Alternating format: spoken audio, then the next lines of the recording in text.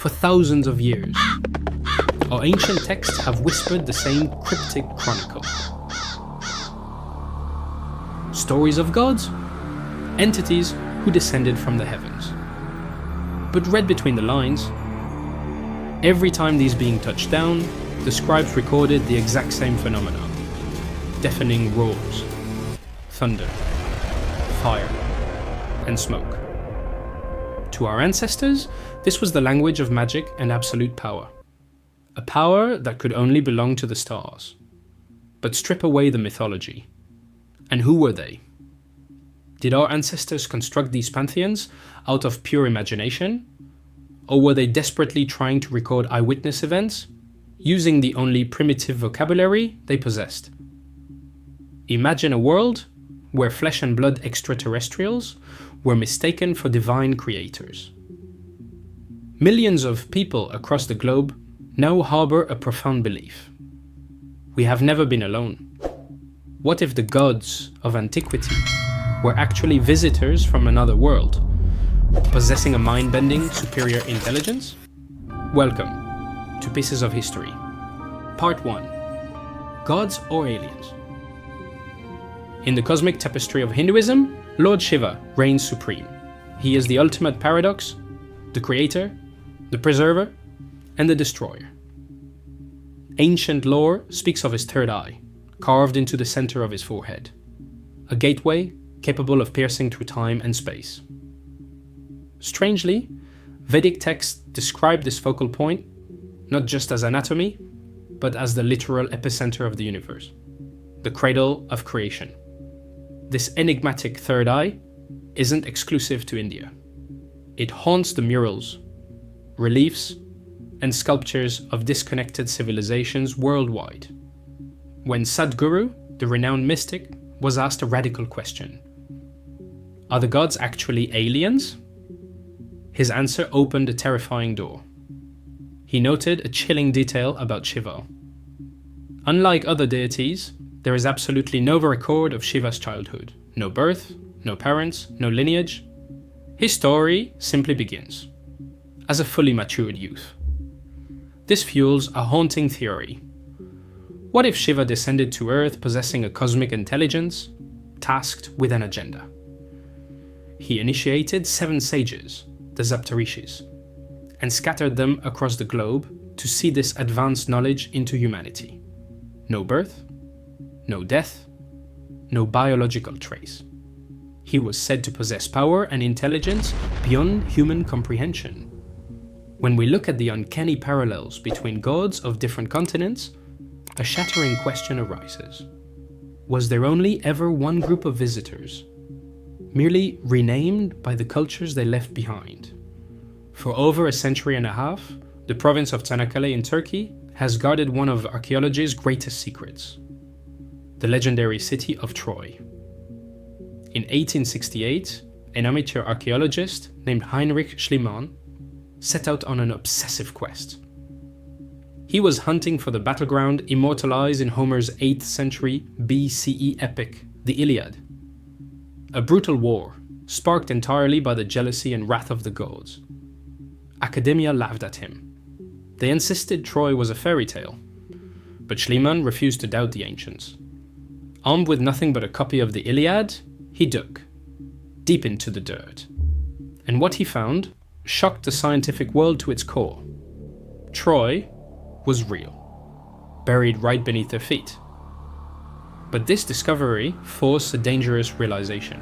If Homer's Troy was real, what else in ancient mythology was based on historical fact? Did the terrifying weapons of the gods actually exist?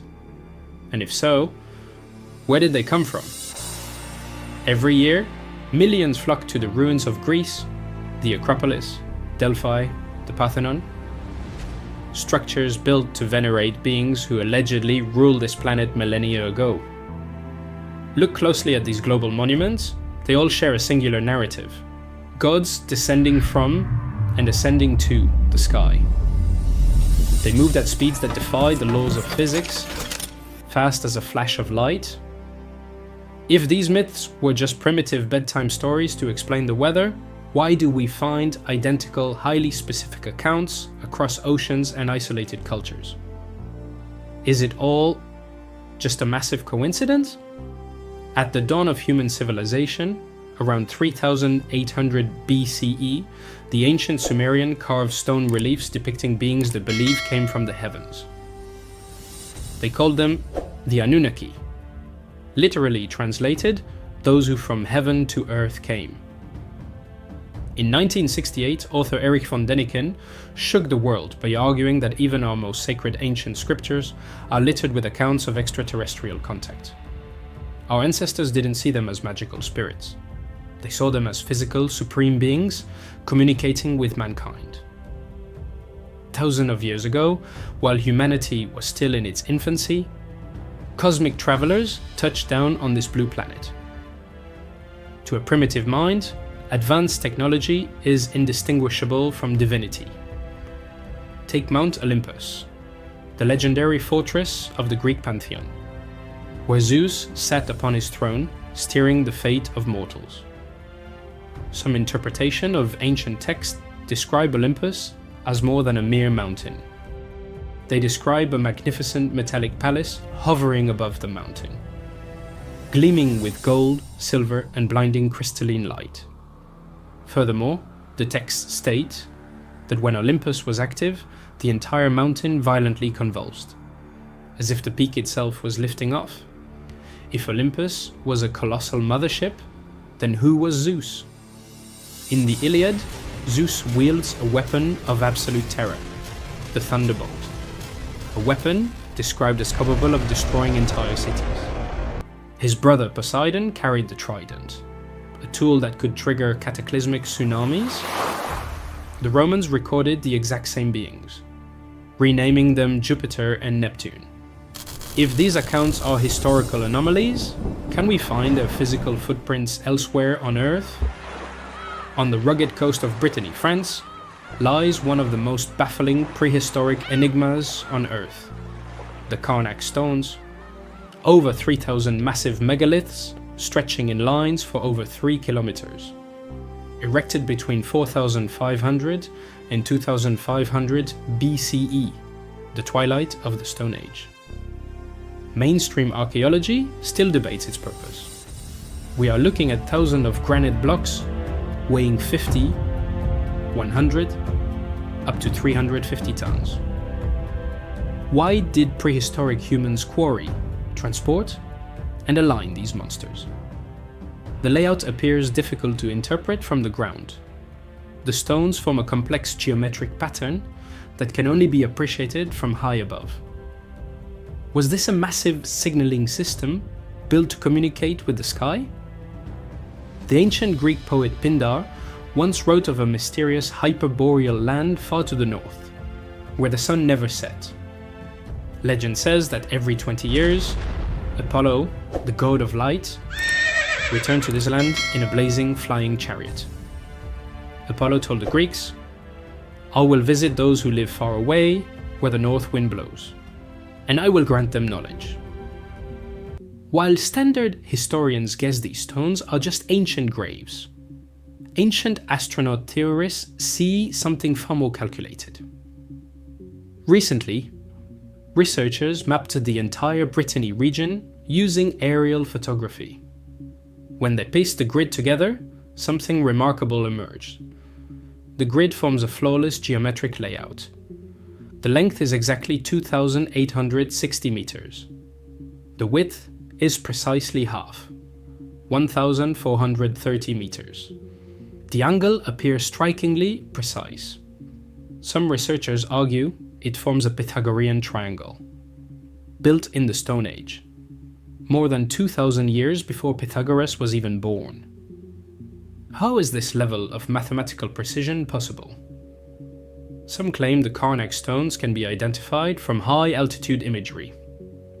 Today, some visitors describe feeling a strange sensation around the stones. Did the ancients understand geomagnetic energy? Did they use it to levitate these stones? Or did someone show them how? If Apollo was an ancient voyager, the Karnak grid might just be a homing beacon, a cosmic highway guiding the gods back to their northern sanctuary.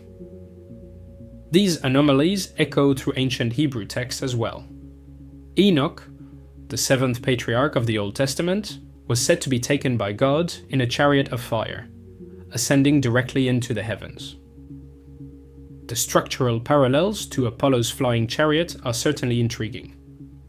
Halfway across the world, India's epic, the Mahabharata, details the arrival of gods piloting advanced flying machines called Vimanas.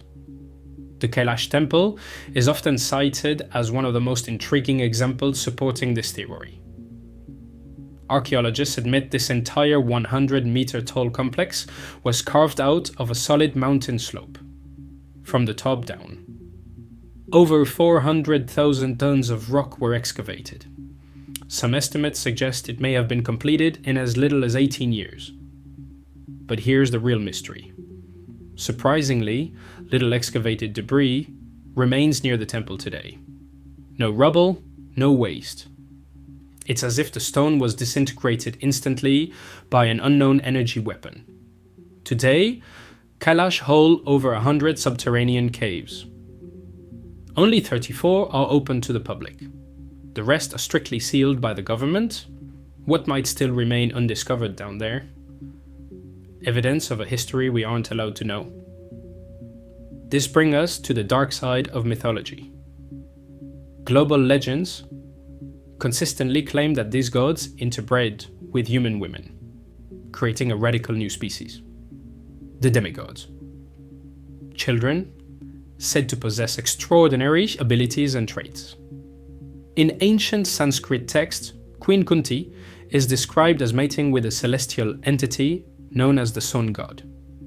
According to the epic, the result of this union was Karna, a legendary hero with superhuman traits.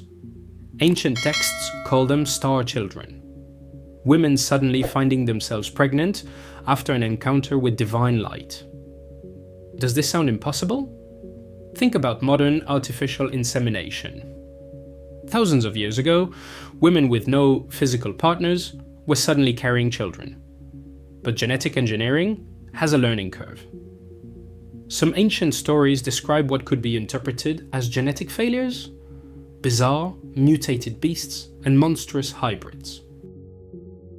Could the myths of half-human, half-beast giants be the literal historical record of gene splicing experiments gone wrong?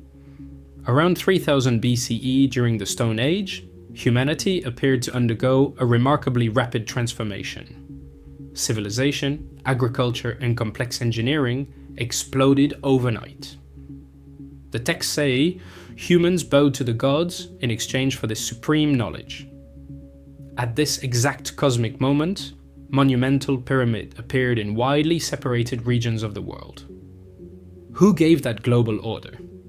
If extraterrestrials accelerated our evolution back then, have they stepped in at other turning points in our history? And more importantly, are they still watching us today? It would make perfect sense. Why wouldn't an architect keep an eye on their ultimate creation? Which leaves us with one final, haunting realization. Isn't it strange to believe that these cosmic entities happen to look and think just like us? Perhaps the resemblance is not a coincidence after all. What if they don't look like us? What if we look like them? And if the gods of antiquity were real visitors, then the greatest mystery isn't where they came from, it's where they went. Because in part 2, we'll explore the evidence suggesting they may never have left. Powerful rockets launching deep space probes into the cosmos. The deafening roar of crafts tearing through the upper atmosphere. High-intensity lasers neutralizing targets with absolute pinpoint precision. Are these truly the hallmarks of modern human achievement? Or are they merely the echoes of a forgotten science, lost to the deep recesses of time? Throughout the world, we find remnants of ancient cultures guarding records of a technology so advanced, it challenges our entire understanding of history. Technologies described as capable of reshaping the landscape with supernatural ease. How did the ancients possess concept of advanced weaponry that we are only now beginning to grasp. Did humanity lose a golden age of technology, leaving us to spend millennia struggling to reinvent the wheel? And did this advanced knowledge originate within the human mind? Or was it inherited from a world far beyond our own? In the 10th century, the Arab historian al-Masudi recorded a baffling oral tradition detailing how the Great Pyramids were raised. According to his writings, the builders placed sheets of papyrus, inscribed with enigmatic symbols, beneath the massive stone blocks. Then, they struck the stone with a rod of gold. What followed was described as a spectacle that defied gravity itself. The stone would gently rise into the air, gliding forward over a cushion of sound, traveling roughly 45 meters at a time before gently coming to rest. The coordinator holding the rod appeared to act not as a laborer, but as a maestro, conducting a grand invisible symphony of levitation. What kind of technology were the ancient Egyptians actually employing? Because this narrative stands in stark contrast to the conventional imagery of mainstream history. Tens of thousands of slaves, heavy ropes, and monumental dirt ramps built under a scorching sun. To a modern skeptic, the concept of acoustic levitation sounds entirely mythical. Yet, these accounts are not isolated to Egypt. We see variations of this narrative globally. From the monolithic ruins of the Maya to the colossal temple of Greece. Nowhere is this mystery more prominent than at Baalbek, Lebanon, home to megaliths weighing over 1,000 tons.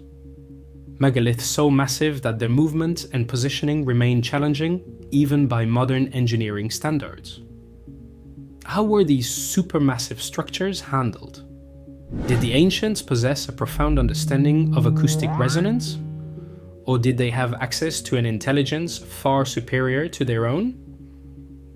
Ancient astronaut theorists argue that the answers may be hidden in plain sight, woven into the fabric of our oldest legends. In 1997, author Bruce Cathy published an extraordinary account in his book The Bridge to Infinity, detailing an event allegedly witnessed by a Swedish physician, Dr. Jarl. While visiting a remote monastery in Tibet, Dr. Jarl reportedly witnessed the monks utilizing the power of sound to lift immense stone blocks up a sheer cliff face, 250 meters high. The setup was meticulously precise. 13 bronze drums and 6 long trumpets, arranged in a perfect arc facing a massive stone block. Behind these instruments stood nearly 200 monks waiting for the signal. When the ceremony began, the smaller drums produced a piercing, high-frequency cadence, while the larger instruments emitted a deep, resonant rumble that shook the ground. The monks chanted in unison, their tempo accelerating with every passing second. For the first 4 minutes, nothing happened. But as the acoustic vibration reached a frantic crescendo, the stone block began to sway. Then, it suddenly lifted into the air, ascending toward the cliffside before landing softly at the entrance of a cave. Could a specific frequency of vibration truly counteract the forces of gravity? To these observers, it appeared as though the ancient instruments acted as sophisticated wave amplifiers. If true, did this knowledge develop organically, or was it introduced during a time when human tools were otherwise primitive? Consider this. Our planet has existed for over 4.5 billion years. Yet, across the cosmos, there are star systems and civilizations that may have evolved billions of years before us. Their understanding of the universe would be unimaginably advanced. And if these ancient voyagers possessed the ability to manipulate gravity, what else were they capable of? In 329 BCE, Alexander the Great was marching his formidable army toward India, poised to expand his empire. But according to some later accounts, his campaign was brought to an abrupt halt by an anomaly in the sky. As the army prepared to cross the Indus River, shimmering metallic discs allegedly descended from the clouds. The texts describe these objects diving aggressively toward the war elephants and cavalry, unleashing a wave of absolute chaos. Gripped by panic, the soldiers scattered, camps were trampled, and the invasion was prematurely broken. Whether in antiquity or the modern era, these unidentified aerial phenomena are consistently described in the same way. Moving at speeds that appear to bypass the fundamental laws of aerodynamics. Objects darting across the sky at extreme velocities, making sharp 90-degree turns without ever slowing down. Some physicists hypothesize that such maneuvers would only be possible if the craft utilized a localized gravitational distortion field. By creating an isolated gravitational bubble around the vehicle, the exterior forces of Earth's gravity and inertia would cease to apply. While engineering such a craft remains far beyond our current capabilities, mainstream science concedes that theoretically, localized gravity manipulation is possible. Could this explain how these crafts navigate the vast distances of interstellar space? And how does that smooth, silent propulsion compare to the violent, explosive power of our current space program? At the Kennedy Space Center, modern astronauts sit atop millions of pounds of propellant, waiting to break orbit. When the solid rocket boosters ignite, they unleash a terrifying primal force. To witness a rocket launch in person is a transformative experience. Even miles away, the sheer sound wave hits your chest with a visceral, ground-shaking vibration. It is an inspiring triumph of modern engineering. But are these voyages entirely new? Or did our ancestors witness something remarkably similar millennia ago? When a rocket launches today, the absolute protocol is to retreat to a safe distance. Perhaps this explains the description found in our earliest texts. When the gods arrived or departed, they did so amid clouds of smoke, fire, and deafening thunder. To a primitive eyewitness, the only way to catalogue a rocket propulsion system was to deify it. Ancient astronaut theorists have long noted the striking similarities in how these celestial departures are recorded across disconnected cultures. In ancient China, texts speak of flying dragons ascending to the heavens with a roar that shook the earth, leaving fire and smoke in their wake. The first emperors were said to have a deep connection to these fire dragons. Whenever they appeared, the ground trembled, forcing the populace to prostrate themselves in fear. Viewed through a modern technological lens, could these dragons have been a primitive interpretation of mechanical spacecraft? Similarly, Greek mythology describes deity traversing the sky in brilliant fiery chariots. Even the Old Testament records anomalies of fire and light descending from above, described as divine clouds or wheels of fire. Could these be independent eyewitness accounts of the same advanced propulsion systems? In southern Mesopotamia, the ancient Sumerians established a civilization famous for its highly advanced astronomical calculations and its enduring epics. The Epic of Gilgamesh describes the king being taken high into the atmosphere. Looking down from the craft, he described the topography of the earth with startling accuracy. From these Sumerian texts, we also find references to an object known as the Shem. In ancient reliefs, the Shem is often depicted as a conical chamber, bearing a striking resemblance to the manned command modules placed atop modern rockets today. The texts indicate that the Shem was a vehicle used by the priesthood to interact with the gods or to ascend to the heavens. It is a fascinating linguistic and visual parallel, matching the core architecture of modern space travel. Did humanity's earliest civilizations possess an anomalous understanding of rocketry? In the 1st century, nearly 2,000 years before the Industrial Revolution, a brilliant Greek mathematician named Hero of Alexandria constructed a device known as the Aeolipile. Derived from the name of Aeolus, the Greek god of wind, The Aeolipoli is recognized as the world's first rudimentary steam turbine. It operated on the exact principle of reaction and propulsion that drives modern rocketry. A metal sphere spun rapidly by the kinetic pressure of steam escaping from two opposing nozzles. Hero was an exceptional mechanic, yet the device remained a novelty, its blueprints eventually lost to the fires of history. We are left to wonder where the underlying inspiration for such a radical leap in mechanical engineering originated. In Homer's Odyssey, great minds are frequently described as receiving direct inspiration from the divine. Some alternative researchers suggest a form of external intervention. However, a more grounded hypothesis suggests that Hero may have uncovered fragments of much older lost texts, containing advanced engineering concepts. If so, are these ancient diagrams and mythology the lingering footprints of a prolonged prehistoric contact event? In May of 2010, off the coast of California, the US Navy conducted a classified test, successfully downing an unmanned drone using a high-intensity laser directed from a warship a mile away. The weapon incinerated the target mid-air, demonstrating the reality of directed energy weaponry. But records suggest that this modern concept, the death ray, may have been deployed over 2,000 years ago.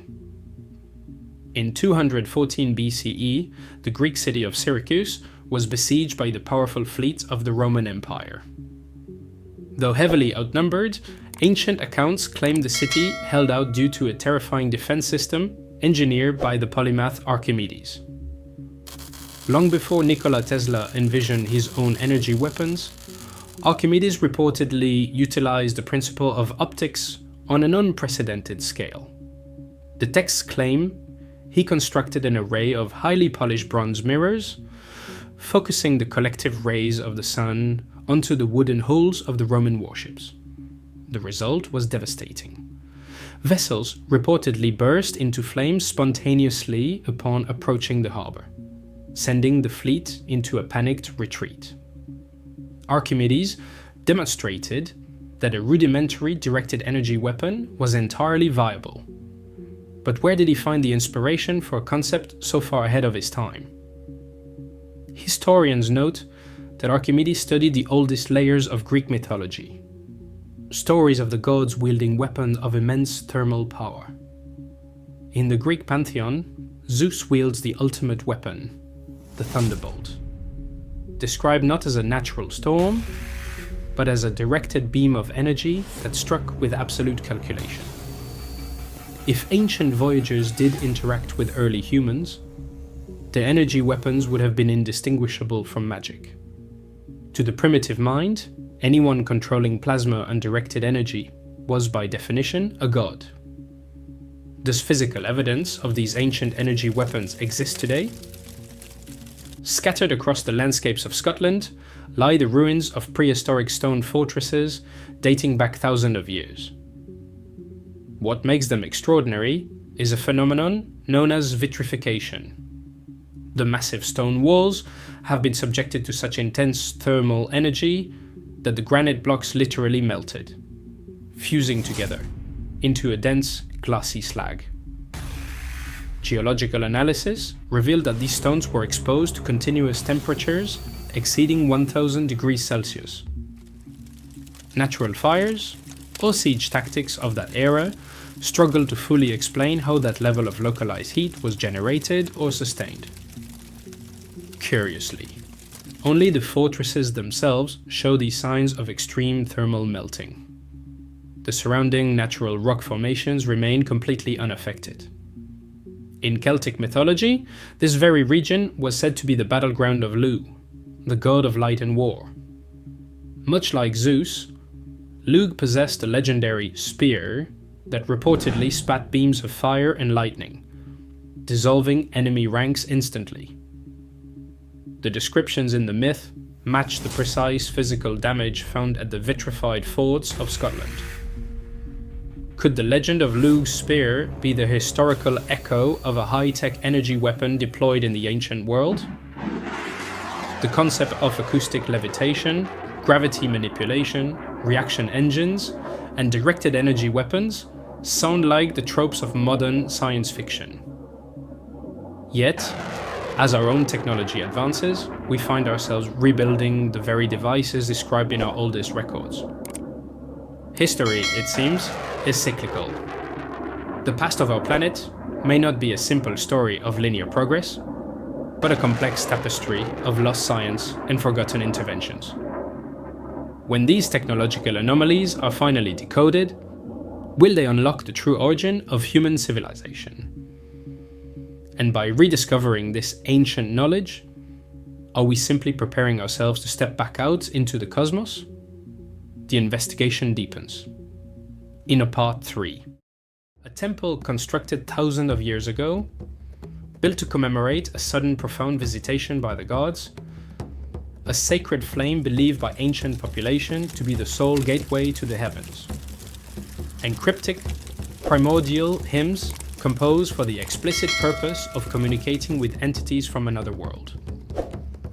According to ancient ritual texts, these ceremonies allowed humans to temporarily re-enter the domain of the divine.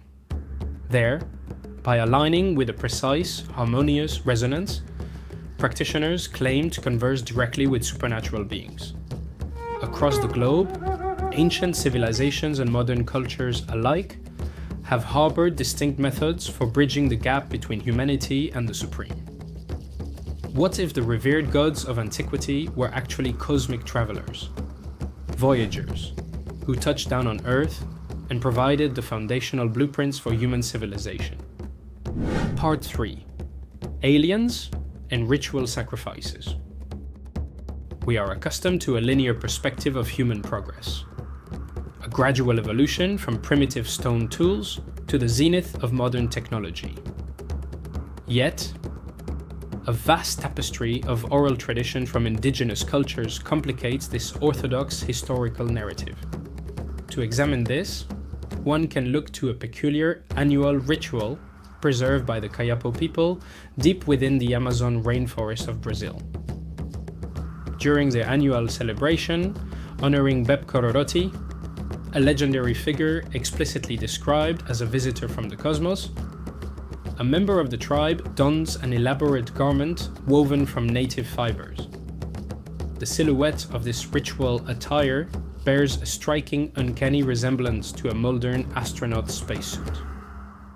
According to tribal elders, this enigmatic figure originally descended from the mountains. Legends dictate that the community became captivated by this outsider, drawn to his strangely luminous skin and his sweeping benevolence. The narrative insists that this mysterious guest possessed a level of intellect far superior to anyone in the tribe, introducing invaluable survival skills to the indigenous population. But the chronicle takes a dark turn. One day, Bep Kororoti fell into a towering rage, shouting warnings to the villagers to maintain their distance. At the foot of the mountain, the tribe witnessed him ascend into the heavens amidst a cataclysmic explosion that shook the landscape. Bep Kororoti vanished entirely into a vortex of fire, smoke, and thunder. The physical force of his departure was said to be so violent that ancient trees were uprooted and the jungle was decimated. If the story ended there, it could easily be dismissed as folklore. A dramatic tale shaped by generations of retelling. Yet, what makes the Kayapo tradition so intriguing is its consistency. The central elements rarely change. A visitor descending from above, extraordinary knowledge shared with the people, a powerful energy capable of inspiring both fear and admiration, and finally, a fiery departure into the sky. These motifs appear again and again in cultures separated by oceans, languages, and thousands of years of history. Could such similarities emerge purely by coincidence? Or are they fragments of a much older memory, preserved through ritual, long after the original event faded from human understanding? When the history of the Kayapo was first documented by ethnologists in 1952, the distinct design of the woven suit used in the ceremony had not yet appeared in any blueprints or conceptual drawings of modern space agencies. Even the primitive description of the astronaut's departure mirror the ignition sequence of modern propulsion technology. The Sky Traveler returned to a specialized vehicle described metaphorically as a giant tree trunk, manipulating internal controls until the craft lifted off the ground and vanished instantly into the atmosphere. While the Kayapo expressed their cosmic memory through physical costuming, a deeper, more unsettling manifestation of this phenomenon is found in West Africa, guarded by the Dogon tribe of Mali. The Dogon do not rely on elaborate visual reenactments of sky travelers. Unlike many ancient traditions, the mystery surrounding the Dogon is not centered on architecture, monument, or sacred relics. It is centered on information. Knowledge passed from one generation to the next. Knowledge that, according to the elders, did not originate from human observation alone. If true, this would represent a radically different form of evidence. Not a physical artifact buried beneath the earth, but a body of data preserved in memory for centuries. In 1947, French anthropologist Marcel Griol was initiated into one of the tribe's most fiercely guarded secrets. The High Elders detailed how the Nomo, described as amphibious entities descending from the stars, arrived on Earth to seed advanced civilization. Despite maintaining a basic desert-bound lifestyle, the Dogon elders possessed an incredibly accurate comprehension of our solar system, an understanding they attribute entirely to the Nomo. They casually detailed the existence of Jupiter's 4 primary Galilean moons, the complex planetary rings of Saturn, and the spiral structure of our home galaxy, the Milky Way. But the most mathematically staggering data concerns the Sirius star system. Long before the advent of modern telescopes, this desert tribe had preserved tradition describing Sirius A, Sirius B, and Sirius C. While Sirius A and B are well documented, the existence of a third star, Sirius C, remains the subject of ongoing astronomical debate. Yet, for centuries, the Dogon not only claimed this invisible celestial body existed, but they also described its properties in surprisingly detailed terms. Skeptics frequently argue that the Dogon must have interacted with a Western astronomer in the early 20th century, absorbed the information, and retrofitted it into their pre-existing mythology. But does that dismissal represent an objective search for truth? Or is it a defensive mechanism designed to protect an ethnocentric worldview, the belief that our modern era holds an absolute monopoly on advanced scientific thought? To find an answer, we must look across the Atlantic, to the enigmatic world of the Maya. Flourishing over 2 millennia ago across the Yucatan Peninsula, the ancient Maya developed staggering advancements in architecture, mathematics, and precise chronological tracking. Standing at the epicenter of the ruins is the Temple of Kukulkan, a monumental stepped pyramid dedicated to the feathered serpent god. The structure itself serves as a perfect architectural bridge between the human and the divine. However, the site is also remembered for hosting some of the most harrowing rituals in Mesoamerican history: human sacrifice. Captives were escorted to the absolute summit of the pyramid, where priests would extract the beating heart in a solemn offering of blood. Ritual texts indicate that this practice held an ultimate cosmic significance. The gods would only hear human supplications when sealed with life force. On the spring equinox, as the sun crests the horizon, a brilliant optical illusion occurs. The precise angle of the sunlight interacts with the stepped tiers of the pyramid, creating the vivid visual of a colossal undulating serpent slithering down the side of the grand staircase. While modern science correctly classifies this as a masterful application of archaeoastronomy, The sheer engineering required to calculate this effect across centuries is staggering. Roughly 1.5 kilometers from the pyramid lies the sacred cenote, a massive natural sinkhole measuring 60 meters in diameter. Young women were cast into the depths, believed to become eternal attendants to the water deity. Modern archaeological divers, exploring the sediment beneath the cenote, have recovered over 100 human skeletons, alongside an immense treasury of gold, jade, and ancient artifacts. Such extraordinary sacrifices reveal just how real these beliefs were to the people who practiced them. To the modern mind, these ceremonies can appear incomprehensible. Why would an advanced civilization invest such enormous resources into rituals centered on celestial beings? Why construct vast pyramids aligned to the movements of the heavens? Why dedicate entire priesthoods to preserving astronomical cycles with extraordinary precision? The Maya did not behave as though their gods were abstract philosophical concepts. They behaved as though those gods were real forces, capable of influencing the fate of entire kingdoms. That distinction may prove far more important than it first appears. What if these rituals were distorted historical echoes of actual contact? A desperate generational attempt to re-establish a lost connection with extraterrestrial entities. If these ancient rituals were indeed echoes of physical encounters, did those entities leave behind any direct, tangible portraits?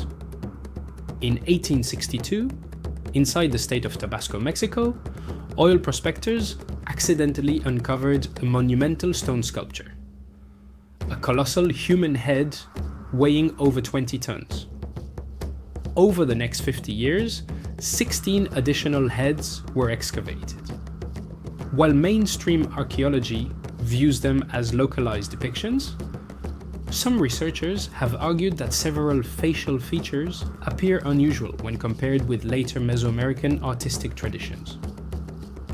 These anomalies belong to the Olmecs, the first major civilization to emerge in pre-Columbian Mexico. While mainstream archaeology classifies them as portraits of powerful rulers or high priests, one intriguing detail complicates this conclusion.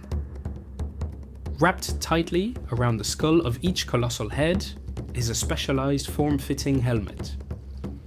Its structural design bears an uncanny resemblance to the headgear of modern astronauts. Could these massive Olmec sculptures be a precise historical documentation of visitors from another world? Supporters of the ancient astronaut hypothesis often point to a recurring pattern. Across history, whenever cultures attempted to portray beings associated with divine authority, unusual headgear frequently appeared. Crowns, helmets, elaborate headdresses, sometimes ceremonial, sometimes functional. Whether these designs were purely symbolic or inspired by something physically observed remains a matter of intense debate. But the repetition itself is difficult to ignore. Why do so many ancient cultures associate knowledge from the heavens with figures wearing specialized head coverings, unlike those of ordinary people? Like the Olmecs, completely disconnected civilization across millennia have shared an unyielding conviction that certain individuals could communicate with entities from the stars. Precisely, what were these beings? Were they the ephemeral gods of myth? Or were they physical flesh and blood extraterrestrials possessing a technology that shattered human comprehension? From the rainforests of Brazil to the deserts of Mali, from the pyramids of Mexico to the ceremonial centers of ancient civilizations scattered across the globe. A strange pattern continues to emerge. Different languages, different continents, different eras, yet the same recurring themes. Visitors descending from the sky. Knowledge bestowed upon humanity. Sacred rituals designed to maintain contact. And enduring traditions preserving those memories long after the original events had passed into legend. Perhaps these are nothing more than universal myths born from the human imagination. Or perhaps mythology itself, is the final surviving record of encounters we no longer fully understand. While time has erased the definitive operational manuals for these ancient anomalies, the physical footprints left behind remain impossible to ignore. If completely disconnected civilizations, separated by vast oceans and thousands of years, all independently insisted that visitors descended from the sky, could they all have been describing the exact same phenomenon? What do you believe? Were our ancestors worshipping creators born of pure faith? Or were they desperately trying to catalogue a real cosmic visitation? Join the conversation in the comments below as we continue to assemble these extraordinary pieces of our past. Thank you for watching.